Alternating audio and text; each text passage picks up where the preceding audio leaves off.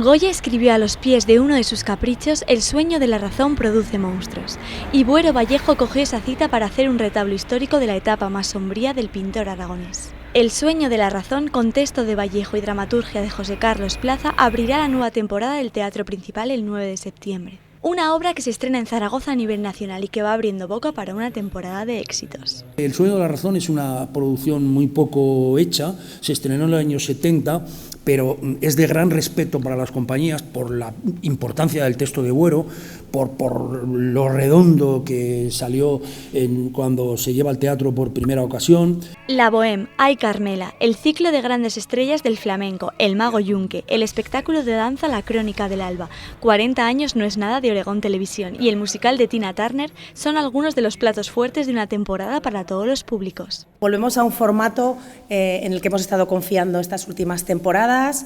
Vienen compañías que están triunfando a nivel nacional, vienen estrenos nacionales, pero también ponemos el foco, como no puede ser de otra forma, en las compañías locales, que van a tener su papel muy importante en ambos teatros, tanto en el Principal como en el Teatro del Mercado. Será precisamente el Teatro del Mercado quien se convertirá en la cuna de las compañías locales. El Coliseo levantará el telón el próximo 15 de septiembre con Por los ojos de Raquel Meyer. Con todo ya preparado, solo queda disfrutar del espectáculo.